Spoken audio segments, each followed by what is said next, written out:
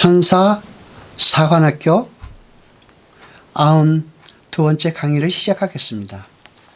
이 강의는 미카엘과 그의 사도들 교회 설교 94번째 설교를 기준으로 한 것입니다. 요한복음 17장 9절로 12절까지 보겠습니다. 내가 저희를 위하여 비옵나니 내가 비옵는 것은 세상을 위함이 아니요 내게 주신 자들을 위함이니이다. 저희는 아버지의 것이로소이다. 내 것은 다 아버지의 것이요 아버지의 것은 다 내 것이온데 내가 저희로 말미암아 영광을 받았나이다.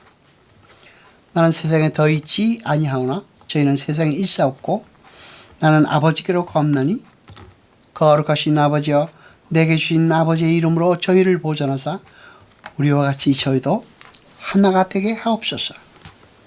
내가 저희와 함께 있을 때에 내게 주신 아버지의 이름으로 저희를 보존하 지켰나이다.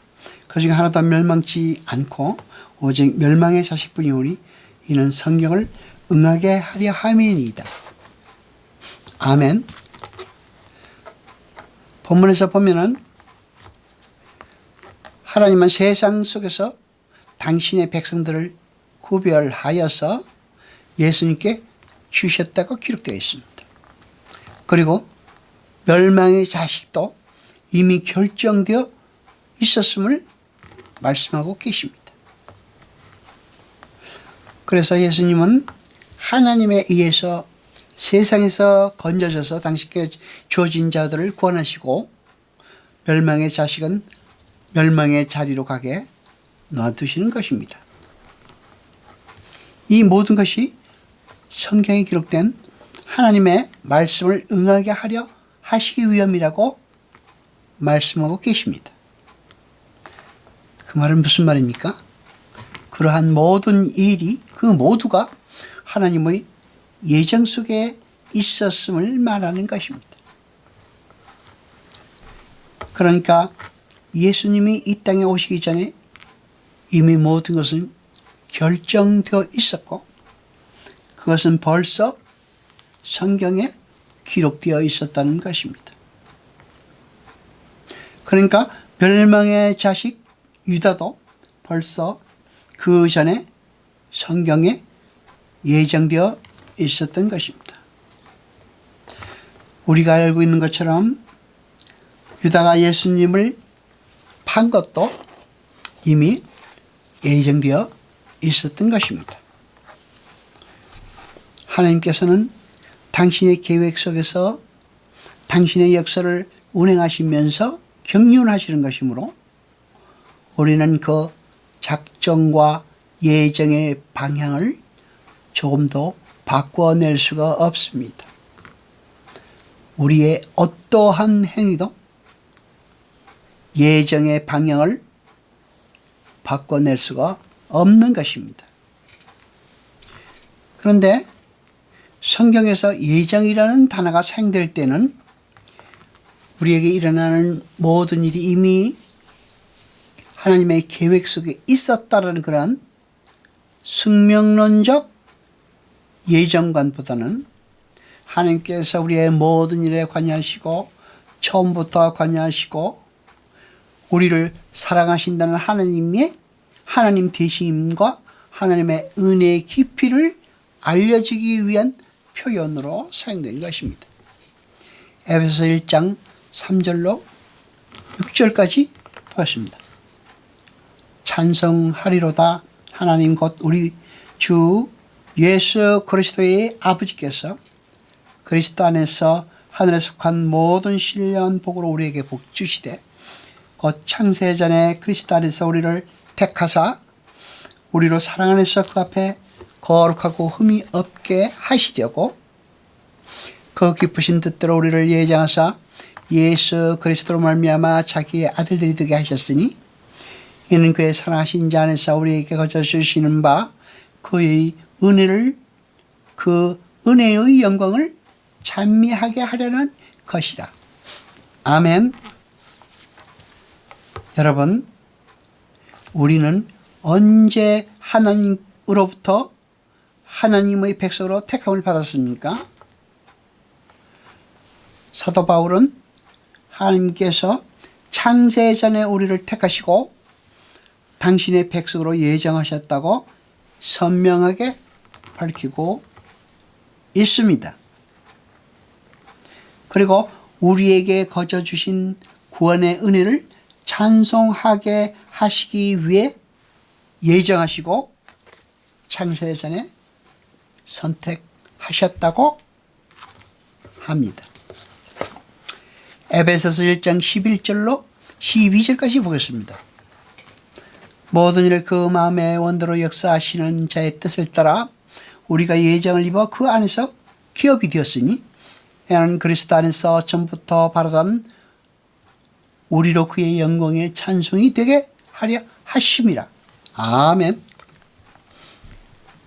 그리고 하나님께 선택된 자들은 오직 하나님의 영광을 찬송하는 찬송의 자리에 앉아 있어야 합니다. 그 구속의 영광을 조금이라도 나눌 수 있는 존재들이 아닙니다. 우리의 어떠한 행위도 하나님의 영광에 보탬이 될 수는 없습니다. 성경에 기록된 바, 사도들이 말한 바, 피조물이 그 어떠한 행위를 내어놓기도 전인 창세 전에 예정이 일어났습니다. 우리의 어떤 행위와도 아무런 상관이 없습니다. 로마서 8장 29절로 31절까지 보였습니다. 하나님이 미리 하신 자들로 또한 아들의 형상을 본받게 하기 위해 미리 정하셨으니 이는 그로 많은 형제 중에서 맏아들이 되게 하려 하심이니라. 또 미리 정하신 그들을 또한 부르시고 부르신 그들을 또한 의롭다 하시고 의롭다 하신 그들을 또한 영화롭게 하셨느니라. 그런즉 이 일에 대해 우리가 무슨 말 하리요? 만일 하나님이 우리를 위하시면 누가 우리를 대적하리요? 아멘.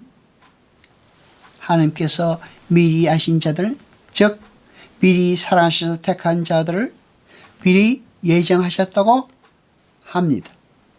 그리고는 그 예정된 자들을 부르시고 그들을 의롭다 하시고 그들을 영화롭게 하십니다. 여러분, 죄와 악이라는 단어는 엄밀히 말해서 우리가 우리 마음대로 아무데나 적용할 수 있는 개념이 아닙니다.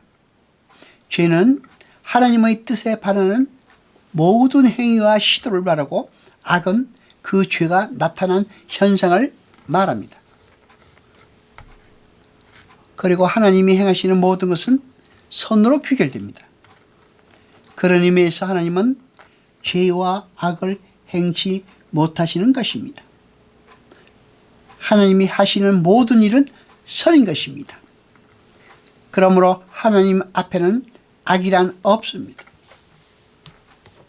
따라서 하나님의 시간대인 영원을 사는 성도들은 같은 성도들을 도덕과 윤리의 잣대로 정죄하거나 판단할 수 없습니다. 창세기 22장 16절로 18절까지 보겠습니다. 가라사대 여호와께서 이르시기를 내가 나를 가리켜 맹세하노니 네가 이같이 행하여 네 아들 네 독자를 아끼지 아니하였은즉 내가 네게 큰 복을 주고 네 씨로 크게 성하여 하늘의 별과 같고 바다의 모래와 같게 하리니 네 씨가 대적의 문을 얻으리라. 또 네 씨로 말미암아 천하 만민이 복을 얻으리니 이는 네가 나의 말을 준행하였음이니라 하셨다 하니라. 아멘. 창세기의 맹세에는 시라는 독특한 단어가 나옵니다. 하나님께서 시라는 단수를 약속하시는데 그 시는 하늘의 별과 같고 바닷가의 모래와 같은 복수이기도 합니다. 하나의 시가 선택되어 그 시가 다수가 되는 그런 형국입니다. 여러분, 연합이라는 개념은 개체성과 개별성을 소유한 각 개체가 하나가 되는 신비한 현상을 말합니다. 그러니까 영혼의 개념을 이해하지 못하는 사람들은 절대 이 시간 속에서 이해가 불가능한 그런 개념입니다. 그것은 영원 속에서만 가능한 것입니다. 시간과 공간이 초월된 영원 속에서는 각 개체가 개별적 존재 공간을 가질 필요가 없습니다. 아울러서 시간과 공간이 초월된 영원 속에서는 각 개체가 시간순으로 분리되어 있을 필요도 없습니다. 하나님께서는 모든 자가 살았다고 성경에 확실히 기록되어 있습니다. 모든 자는 하나님 앞에서 살았다는 것입니다. 사도신경에서 나온 것 같이 유다는 예수님을 배반한 어떤 한 개인과 동시에 하나님의 은혜를 떠난 모든 죄인들의 대표입니다. 데살로니가 전서 5장 2절을 봅니다. 주의 날이 밤에 도적과 같이 이를 줄을 너희가 자세히 알미라. 아멘. 그런데 그 앞에 관사가 붙어 있습니다. 그 말은 아담이 선악과를 먹은 바로 그 날이 하나님의 심판의 날이었다는 그런 말입니다. 이렇게 창세기에 이미 심판의 날이 나타나고 있습니다. 그것은 창세기나 요한계시록이나 모두 같은 얘기를 다른 그림으로 그리고 있다는 그런 증거이기도 합니다. 기독교는 자기를 제물로 삼아 다른 이들의 유익을 구하는 제사장의 삶을 추구하는 것이지 남을 희생시켜서 자기의 유익을 구하는 그런 종교가 아닙니다. 우리의 모든 죄는 나라는 우상을 섬기기 위해 짓는 죄므로 모든 죄는 하나님과 형제를 내 몸처럼 사랑하지 못해서 나오는 죄입니다. 사도행전을 보면 사도들의 설교가 전부 너희가 죽인 예수로 시작됩니다. 그 너희 안에 바로 우리도 포함되어 있는 것입니다. 내가 예수를 죽였으므로 난 지옥에 가도 당연하다. 그러하는 자기 부인의 실패에서 지옥에 가는 것입니다. 성도는 회개한 사람을 말합니다.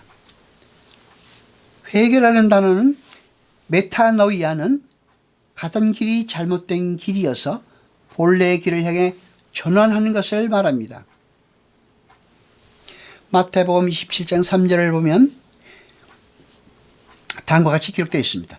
때 예수를 판 유다가 그의 정죄됨을 보고 스스로 뉘우쳐 은 30을 대제사장들과 장로들에게 도로 갖다 주며, 그런데 여기에서 스스로 뉘우쳐는 메타멜로마입니다. 그 단어는 내적인 뉘우침의 정서를 말하는 것입니다. 그러니까 메타노이아와 메타멜로마이는 서로 다릅니다. 하나는 회개를 한 것이고 하나는 내적으로 뉘우침을 말하는 것입니다. 후회하고 있는 것이지 회개한 것은 아닌 것입니다. 여호와 아버지 하나님 거룩하시며 세세토록 영광과 찬송 받으소서. 말씀을 들을 때 깨닫게 하시고 우리로 진리를 알게 하소서. 이 모든 것 감사드리며 우리 주 예수 그리스도 이름으로 기도드리옵나이다. 아멘.